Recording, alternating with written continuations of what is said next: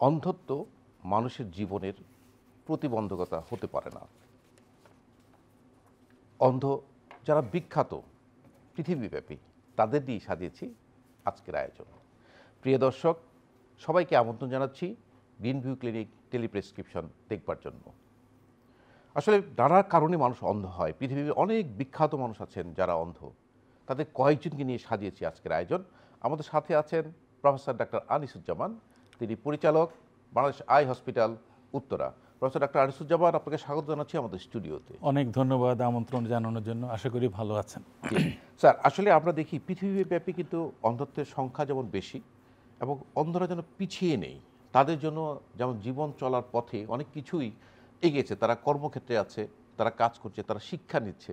তো এরকম পৃথিবীব্যাপী বিখ্যাত কয়েকজন অন্ধ যাদেরকে আমরা এখনও স্মরণ করি, তাদের নিয়েই আজকে আমাদের আলোচনা। আমি প্রথমে আপনাকে জানতে চাইব যে আসলে আপনি দেখুন, একটি পদ্ধতি আছে শিক্ষার, ব্রেইল পদ্ধতি।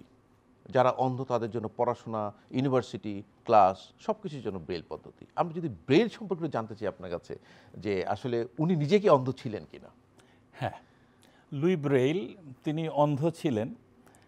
সরাসরি অন্ধ ব্যক্তিকে নিয়ে আলোচনা করার আগে যদি আমরা খুব সংক্ষেপে একটু অন্ধত্ব নিয়ে আলোচনা করি, তাহলে বোধহয় জিনিসটা আরও চমৎকার হয়। ধরুন, অন্ধত্ব কি? অন্ধত্ব এমন একটা দৃষ্টি সীমাবদ্ধতা, যেটা অপারেশন বলেন, চিকিৎসা, ওষুধ, চশমা কোনো কিছু দিয়েই নিরাময় করা যায় না। এবং যারা এই ধরনের অন্ধত্ব বা দৃষ্টিহীনতায় ভোগেন, তাদের অনুভূতিটা অনেকটা নিকষ অন্ধকারে পতিত হওয়া, অথবা গভীর সীমাহীন সমুদ্রে ঘন কুয়াশায় নিপতিত হওয়া। এটা অন্ধদের ভাষায় আমি উল্লেখ করলাম। এই যে অন্ধত্ব, এই অন্ধত্বের কিন্তু আবার রকম ফের আছে। নানা দেশে, নানা জায়গায়, নানাভাবে কিন্তু অন্ধত্বকে সংজ্ঞায়িত করা হয়েছে। এবং শুনে অবাক হবেন, শুধু অন্ধত্ব নিয়ে 65টা সংজ্ঞা প্রচলিত আছে। মানে অন্ধত্বের ডেফিনিশন যেটা, ব্যাপারটা খুব ইন্টারেস্টিং না? যে একটা ব্লাইন্ডনেস, আমরা অন্ধ বললে বুঝি যে he doesn't see or she doesn't see, কিন্তু এটারই 65 রকম সংজ্ঞা পৃথিবীতে বিদ্যমান। এই পরিস্থিতিতে বিশ্ব স্বাস্থ্য সংস্থা অন্ধত্বের একটা সুনির্দিষ্ট সংজ্ঞা দেয়। সেটা কীরকম? যিনি উজ্জ্বল আলোতে 10 ফুট দূরে প্রসারিত আঙুলগুলো দেখতে পান না, আবার খেয়াল করেন, উজ্জ্বল আলোতে 10 ফুট দূরেও তিনি এই আঙুলগুলো দেখতে পান না, তিনি অন্ধ বলে বিবেচিত হন। আবার দেখুন, আরেকজন, যিনি চোখে আলোই নাই, যার চোখে তীব্র আলো দিলেও তিনি বুঝতে পারেন না যে চোখে আলো আছে কিনা, তিনিও কিন্তু অন্ধ। ব্যক্তিটা কিন্তু অনেকটা। এর বাইরে আমেরিকাতে আরেক ধরনের অন্ধত্বের সংজ্ঞা আছে, এর বাইরেও, সেটা হচ্ছে লেগাল ব্লাইন্ডনেস। এক্ষেত্রে যদি উজ্জ্বল আলোতে তিনি 20 ফুট দূর পর্যন্ত আঙ্গুল দেখতে, 20 ফুট দূরে যদি আঙুল দেখতে না পান, তাকে লেগাল ব্লাইন্ড বলা হয়। এটার করা হচ্ছে তাকে কিছু পুনর্বাসন সহায়তা সুবিধাদি দেওয়ার জন্য। তো এই তো গেল মোটা দাগে অন্ধত্বের পরিমাপটা। এখন দেখেন, সারা পৃথিবীতে বিখ্যাত তো কিছু লোকজন আছেন যারা অন্ধের কল্যাণে জীবন দিয়ে দিয়েছেন। এর আগে স্যার আমরা এই বিখ্যাত মানুষদের শুনবো। তার আগে আমি যদি জানতে চাই, আপনি যে অন্ধত্বের অনেক সংজ্ঞা বললেন, যে ডেফিনেশন, আসলে এই অন্ধত্ব যে কারণগুলো, হ্যাঁ, মানে মোটা দাগে যে কারণগুলো আসলে কি, এবং এই কারণগুলো কি আসলে প্রিভেন্টেবল ছিল? খুব সুন্দর প্রশ্ন। আমি যখন এই লোকগুলো নিয়ে আলোচনা করব, তখন তাদের কারণগুলো আলাপ করব। এখন ধরুন, এই যে পৃথিবীতে প্রায় 4.5 কোটি লোক অন্ধ, 13 কোটি লোক গুরুতর দৃষ্টি ক্ষীণতায় ভুগছেন, এবং এই 13 কোটি লোকের তো অন্ধদের বাইরেও তাদেরও কিন্তু সহায়তার প্রয়োজন। এখন অন্ধত্বের কিছু কারণ আছে যেগুলো, এই যে 4.5 কোটির যে অন্ধত্ব, আপনি শুনে অবাক হবেন তার 80% কিন্তু পরিহারযোগ্য, মানে প্রিভেন্ট করা যেত। এবং যেগুলো প্রিভেন্ট করা যায় এর মধ্যে আবার 80% কিন্তু কিউরেবল। এবং আরও মজার ব্যাপার, এই যে 4.5 কোটি অন্ধ, এই অন্ধের আবার 80% কিন্তু অনুন্নত দেশ অথবা উন্নয়নশীল দেশ, যেখানে চিকিৎসা, জনস্বাস্থ্য, পুষ্টির অভাব সেখানে। ধরুন সাউথ এশিয়া, তারপরে sub Saharan Africa, Latin America, এই সমস্ত অঞ্চলে কিন্তু এই না, তার 80% মানে স্যার অন্ধত্ব। আপনার একটা কথা, আমরা এই রোগগুলো যদি আমরা আসলে অ্যাড্রেস করতে পারতাম, আমরা 80% এই যে অন্ধত্ব আমরা অ্যাভয়েড করতে পারতাম। স্যার আমি প্রথমে যে প্রশ্নটি করেছিলাম যে আমরা আসলে শিক্ষায় যিনি আমাদেরকে পথ প্রদর্শন করেছেন, তো সেই ব্রেইলের কথা যদি আমি একটু জানতে চাই আপনার কাছে। লুই ব্রেইল অন্ধদের আলোতে এনেছেন, দৃষ্টি না থাকায়ও। যার চোখের দৃষ্টি নাই তার চোখেও কিন্তু আলো এনেছেন। কিভাবে? স্পর্শের মাধ্যমে। তিনি 1809 সালে ফ্রান্সে জন্মগ্রহণ করেন। এই 2009 সালে কিন্তু সারা পৃথিবী জুড়ে তার জন্ম দ্বিশতবার্ষিকী পালিত হয়েছে। দ্বিশতবার্ষিকী, 200 বছর পালিত হয়েছে। এবং 1809 সালে জন্ম, মাত্র 15 বছর বয়সে তিনি যুগান্তকারী ব্রেইল পদ্ধতি আবিষ্কার করেন। অনলি 15 বছর বয়সে, চিন্তা করেন। এবং ইন্টারেস্টিং, আমরা অনেকে হয়তো জানি, সেটা হচ্ছে যে ইতিমধ্যে তার এই আবিষ্কারের দ্বিশতবার্ষিকী 2024 অগাস্ট থেকে এবছরের সেপ্টেম্বর পর্যন্ত কিন্তু পৃথিবীব্যাপী উদযাপিত হচ্ছে। তিনি যখন 3 বছর বয়স, তখন তার বাবার যে একটা কারখানা ছিল, যেখানে তিনি চামড়া দিয়ে ঘোড়ায় ব্যবহার্য নানান রকম জিনিসপত্র তৈরি করতেন, ওইখানে খেলার সময় হঠাৎ করে ওই একটা সূচের খোঁচা লেগে তার একটা চোখ অন্ধ হয়ে যায়। এবং ওই সময় স্টেরয়েডের ব্যবহার অতটা ছিল না, চিকিৎসা অতটা আধুনিক ছিল না। তখন ওই আঘাতজনিত কারণে এক চোখ অন্ধ হওয়ার পর সিম্প্যাথেটিক অপথালমাইটিস নামে আর একটা চোখে পরবর্তীতে তিনি অন্ধ হয়ে যান। এবং এই 2 চোখে অন্ধ হওয়া অবস্থায় 3 বছরের মধ্যে তিনি 2টা চোখের দৃষ্টি হারান। এবং তিনি প্যারিসে royal institute for blind youths, এখানে পড়াশোনা শুরু করেন। এবং এখানে একটা খুব ইন্টারেস্টিং ব্যাপার আছে।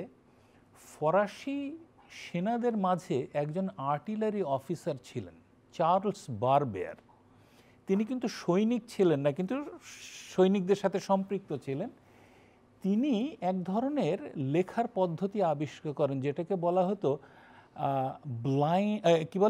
Night writing.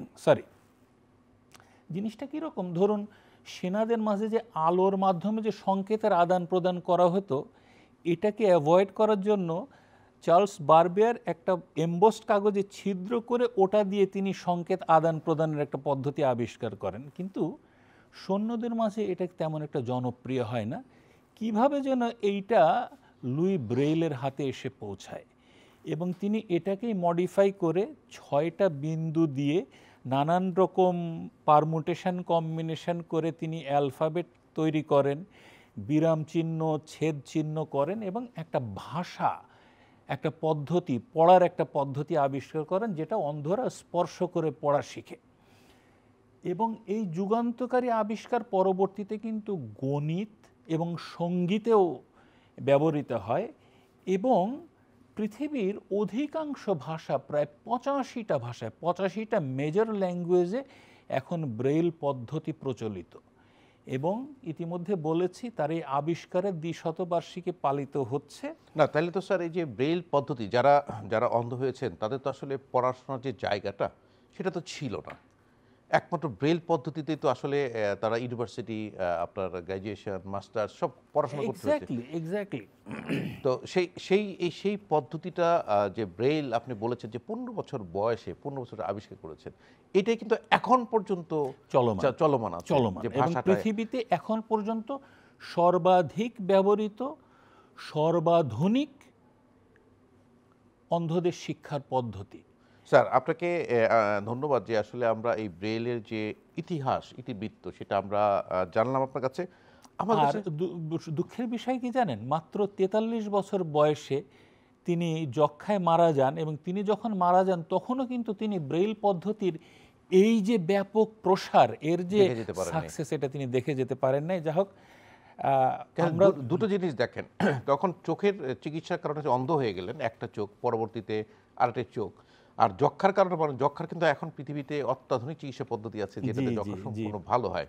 জি, স্যার, আরেকজন বিখ্যাত মনীষী আছেন হেলেন কেলার। আমরা হেলেন কেলারকেও সম্পর্কে জানি যে উনি অন্ধ ছিলেন। উনার একটু ইতিবৃত্ত যদি আপনি বলতেন। হেলেন কেলার অন্ধদের অধিকার সুরক্ষায় পথিকৃৎ।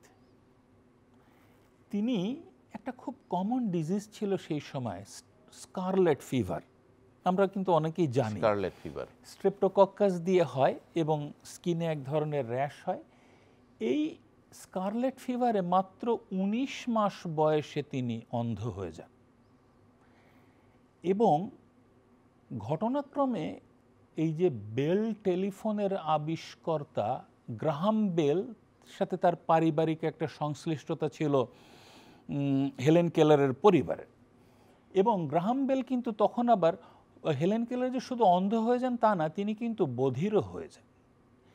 তো গ্রাহাম বেল যেহেতু বধিরদের নিয়ে কাজ করতেন, তিনি তার পরিবার গ্রাহাম বেলের সহায়তা চান। গ্রাহাম বেল তখন তাকে অন্ধদের স্কুলে পাঠান, আর তার ৭ বছর বয়সে অ্যান সুলিভান নাম করে তার একজন শিক্ষিকা তার জীবনটা পরিবর্তন শুরু করেন। এই অ্যান সুলিভান একবার তাকে একটা পানির প্রবাহের কাছে নিয়ে পানিকে অনুভব করান, এবং ওইটা তার তালুতে তিনি ওয়াটার লেখেন। এই যে অনুভূতির মাধ্যমে লেখা এবং জিনিসটা বোঝা, এইভাবে প্রথম দিকে জিনিসটা খুব স্লো আগায়, কিন্তু অত্যন্ত দ্রুত তিনি দেখা যায় যে এইগুলা শেখা শুরু করে ফেলেন। এবং বলা যায় যে গ্রাহাম বেলই তার জীবনটাকে পরিবর্তন করে, অ্যান সুলিভান তার জীবনটাকে পরিবর্তন করে ফেলেন, এবং জীবনের শেষ মুহূর্ত পর্যন্ত এই শিক্ষিকা তার সঙ্গে ছিলেন। এবং হেলেন কেলার 1880 সালে জন্মলাভ করেন। তিনি 14টা বই লেখেন এবং শতাধিক ভাষণ এবং আর্টিকেল লেখেন, এবং তার এই শিক্ষার স্বীকৃতি স্বরূপ তিনি 4টা বিশ্ববিদ্যালয় থেকে আপনার পিএইচডি লাভ করেন, তার মধ্যে Harvard, temple, university of Glasgow, Delhi university. এবং এই যে 37টা দেশে তিনি ভ্রমণ করেন, সফর করেন, তার মধ্যে তার মূল ফোকাসটা ছিল অন্ধ এবং বধির এবং শারীরিক প্রতিবন্ধীদের অধিকার প্রতিষ্ঠা করা এবং স্বাস্থ্য পুষ্টি এ ব্যাপারেও নিশ্চিত করা। স্যার, হেলেন কেলারের যে অন্ধত্বের কারণটা কি স্যার? তিনি ওই যে 19 মাস বয়সে স্কারলেট ফিভার থেকে, স্কারলেট থেকে তিনি কমপ্লিকেশন হয়, মনে করা হয় সম্ভবত তার থেকে তার স্ট্রেপ্টোকক্কাল মেনিনজাইটিস হয়। স্কারলেট ফিভার হয়, তার থেকে সম্ভবত স্ট্রেপ্টোকক্কাল মেনিনজাইটিস হওয়ার কারণে তিনি তার ভিশন এবং হিয়ারিং দুটাই হারান। এখন দেখেন, তিনি অন্ধত্বকে এমনভাবে বলেছেন, ওই যে প্রথমে যেটা বললাম যে তার কাছে অনুভূতিটা ছিল যে অনেকটা সীমাহীন সমুদ্রে, মানে ঘন কুয়াশায় তিনি নিমজ্জিত। এবং তিনি এই যে 37টা দেশে গিয়েছেন, সবসময় তিনি তার নিজের অন্ধত্বকে উপস্থাপন করে কিভাবে তিনি এই অন্ধত্বকে জয় করেছেন সেটাকে তিনি গল্পটা করতেন। এবং তার যে স্টোরি অফ মাই লাইফ, এখানে চমৎকারভাবে তার এই জয় করার কাহিনীগুলো উদ্দীপনামূলক একটা লেখা আছে। তিনি একটা জিনিস খুব ইন্টারেস্টিং, সেটা হচ্ছে যে তিনি হেলেন কেলার ইন্টারন্যাশনাল একটা ফাউন্ডেশন তৈরি করেন, এবং এই ফাউন্ডেশন এখনও কিন্তু ওই কাজগুলো করে যাচ্ছে। আর একটা জিনিস, তার যে সফট হার্ট, একটা জিনিস দেখা যায় যে যারা কোনোভাবে প্রতিবন্ধী হন, বিশেষ করে দৃষ্টি প্রতিবন্ধীরা, তাদের কিন্তু অন্য অনুভূতিগুলো খুব প্রখর হয়। এবং হেলেন কেলারের হৃদয়টাও ছিল সেরকম, এবং তার একটা উক্তিতে এটা আরও রিফ্লেক্টেড হয় কীরকম, তিনি বলেছিলেন যে the best and the most beautiful things in the world cannot be seen or even touched, that must be felt with the heart. এবং তিনি হৃদয় দিয়ে এই জিনিসগুলোকে অনুধাবন করেছেন, ধারণ করেছেন, এবং তিনি তার জীবনকে এটার পেছনে মানে কি বলা যায় ডিভোট করেছেন, মানে উৎসর্গ করেছেন আর কি। মানে এই যে শারীরিক প্রতিবন্ধী বা অন্ধত্বের শিকার যারা আছেন তাদের যে রাইট অধিকার নিশ্চিত করার জন্য আসলে উনি পৃথিবীব্যাপী আপনি যেটা বলছেন ভ্রমণ করেছেন এবং অধিকার নিশ্চিত করেছেন। আসলে সেই জন্য তো হেলেন কেলার এখনো বিখ্যাত, আমরা এখনো স্মরণ করি, এবং হেলেন কেলার ইন্টারন্যাশনাল একটা ফাউন্ডেশনও আছে যেটা আমাদের দেশেও কিন্তু কার্যকরিতা আছে। স্যার, আরেকজন বিখ্যাত মনীষী যার নাম না বললেই নয়, পুলিৎজার। আমরা জানি যে পুলিৎজার পুরস্কার বলা হয়। এই পুলিৎজার সম্পর্কে যদি আমি তার অন্ধত্বের কারণ এবং সে কি করেছেন বিষয়টি জানতে চাই। পুলিৎজার হাঙ্গেরিতে জন্ম নেন 1847 সালে। সালটা খেয়াল করেন, 1847। তিনি দৃষ্টিক্ষীণতায় ভুগতেন, খুব কম দেখতেন, কিন্তু তার খুব শখ ছিল তিনি আর্মিতে জয়েন করবেন। ইউরোপে, ইংল্যান্ডে অনেক চেষ্টা করেন, কিন্তু তার ওই সীমাবদ্ধতার কারণে তিনি সুযোগ পান না। এরপর তিনি আমেরিকাতে চলে আসেন।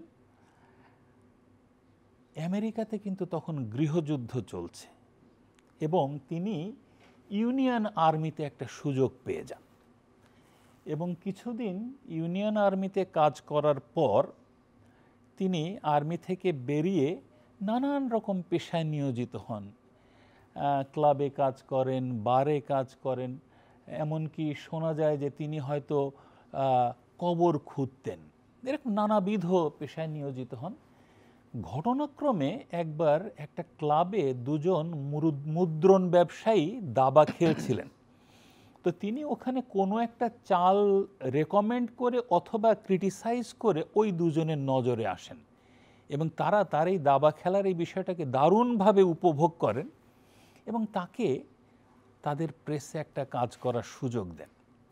এবং আলটিমেটলি জোসেফ পুলিৎজার তার কিছু সাংবাদিকতার একটা আমূল পরিবর্তন আনেন তখনকার সময়। বলা হয় যে তিনি আধুনিক সাংবাদিকতার পথিকৃৎ, এবং তিনি এই তদন্ত, ইনভেস্টিগেটিভ জার্নালিজম, চমকপ্রদ খবর একটু চটুল করে পরিবেশন, এরকম নানাবিধভাবে সংবাদ পরিবেশন করার পরে দেখা যায় যে তার পত্রিকা তখন সর্বাধিক জনপ্রিয় হয়, এবং তিনি পরবর্তীতে দ্য নিউ ইয়র্ক ওয়ার্ল্ড নামে একটা পত্রিকা কিনে নেন, এবং 42 বছর বয়সে এই ক্ষীণদৃষ্টি থেকে আলটিমেটলি রেটিনার স্থানচ্যুতি হয়।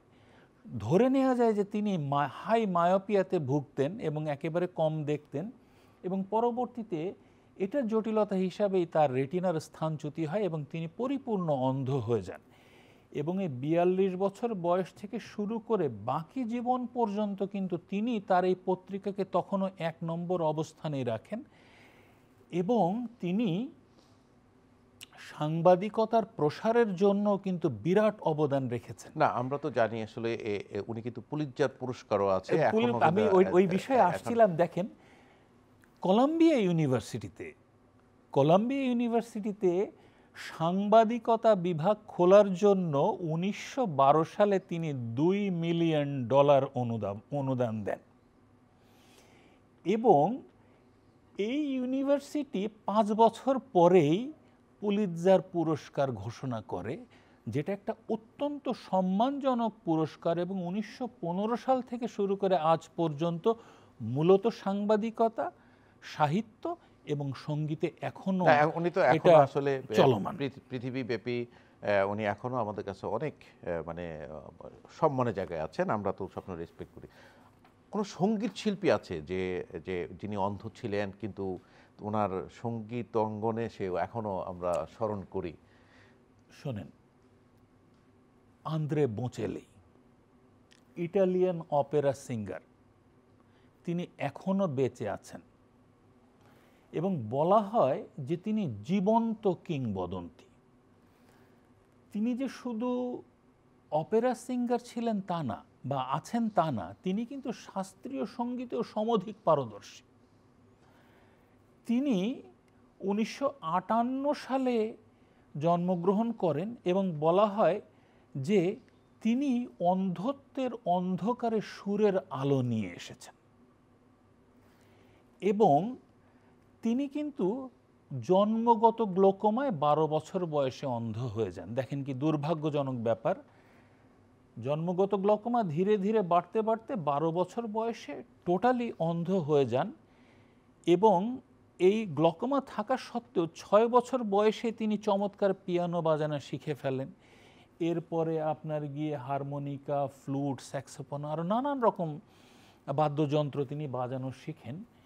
এবং তিনি 8 কোটি রেকর্ড তার এ যাবৎ বিক্রি হয়েছে। এবং তার সম্পর্কে আর একজন গায়িকা সেলিন ডিওন বলেছিলেন যে ঈশ্বর যদি গাইতেন তাহলে অবশ্যই বোঁচেলের কণ্ঠে গাইতেন। চিন্তা করেন তার কণ্ঠের আসলে মাধুর্য এই বুঝিলেই এবং যে- মুগ্ধতা। যে মুগ্ধতায় যে যেমনটি সঙ্গীতাঙ্গনে মানে অন্ধত্ব আসলে কোনো জায়গায় কোনো প্রতিবন্ধকতা হিসেবে Definitely। কাজ করতে পারেনি। এবং আর একজনের কথা বলি, এলিজাবেথ টেলর। এলিজাবেথ টেলর বলেছেন যে ঈশ্বর ভাবানুবাদ যেটা, যে ঈশ্বর নিশ্চয়ই এর গলা চুম্বন করেছেন এবং তার জন্য আমি ঈশ্বরকে ধন্যবাদ দিই। চিন্তা স্যার, করেন। আমরা আরো কিছু মনীষী আছে, যেমন একজন ইজিপশিয়ান মিনিস্টার ছিলেন যিনি কিনা শিক্ষার আলো ছড়িয়েছেন। উনার বিষয়টি একটু জানতে চাচ্ছি আপনার কাছে। হোসেন তোহা 3 বছর বয়সে ইনফেকশন, সরাসরি চোখের ইনফেকশনে অন্ধ হয়ে যান। কিন্তু এই অন্ধত্ব তাকে দমাতে পারেনি। তিনি মসজিদে যেতেন, কোরআন শিখতেন, কোরআন পড়তেন, তারপরে ব্লাইন্ডদের স্কুলে যান, ইউনিভার্সিটি অফ কায়রোতে যান, পরবর্তীতে ফ্রান্সের একটা বিখ্যাত ইউনিভার্সিটি, এই মুহূর্তে আমি নামটা মনে করতে পারছি না, সেখান থেকে পিএইচডি লাভ করেন। এবং তিনি ফ্রান্সে, মনোযোগ দিয়ে শুনুন, অন্ধ এবং স্বাভাবিক নির্বিশেষে সমগ্র ইজিপশিয়ানদের মধ্যে প্রথম লিটারেচারে পিএইচডি। শুধু অন্ধত্বের মাঝে কিন্তু স্যার, নয়। আমরা আরেকটু অনুষ্ঠান প্রায় শেষ পর্যায়ে, আমরা হোমারের কথা জানি, যে জি। ওই বিষয়টি যদি আপনি জি। সংক্ষিপ্ত আকারে আমাদের বলতেন। আচ্ছা, গ্রিক আমাদের মাইকেল মধুসূদন মহাকাব্য লিখেছেন একটা নাকি, আর হোমার লিখেছেন 2টো মহাকাব্য, ইলিয়াড অ্যান্ড ওডিসি। তিনিও কিন্তু অন্ধ ছিলেন। তারপর ধরুন ক্লড মোনে, ফ্রেঞ্চ আর্টিস্ট, তিনি ছানি রোগে আক্রান্ত ছিলেন, রঙের তীব্রতা বুঝতে পারতেন না এবং তিনি অনেক গাঢ় রং দিয়ে ছবি আঁকতেন এবং সেটাও এক ধরনের ভিন্ন মাত্রা পায়। এবং অপারেশন পরবর্তীতে যখন আল্লাহর দেওয়া লেন্সের যে নীল আলো প্রতিরোধ করার ক্ষমতা, যেটা ব্লু লাইট প্রোটেকশন, যেটা ওটা চলে যাওয়ার ফলে তিনি সবই নীল নীল দেখতেন এবং তার ওই সময় আঁকা ছবিগুলোও আর একটা ভিন্ন মাত্রা পায়। মানে এবং আসলে ওনার অন্ধত্বের কারণে তার ছবির রিফ্লেকশনগুলো কিন্তু অন্যরকম অনেক হয়। জনপ্রিয়। প্রফেসর ডক্টর আনিসুজ্জামান, আপনাকে অসংখ্য ধন্যবাদ। এত জ্ঞানী মনীষীদের সম্পর্কে আমরা জানলাম, আপনাকে ধন্যবাদ। প্রিয় দর্শক, অন্ধত্ব কোনো প্রতিবন্ধকতা হতে পারে না, উন্নতির পথে অন্তত কোনো বাধা আসতে পারে না। আমরা মনীষীদের কথা শুনলাম, নিশ্চয়ই আমরা আমাদের জীবনে এটার প্রতিফলন ঘটাবো। দর্শক, ভালো থাকুন, সুস্থ থাকুন, শুভকামনা সকলের জন্য।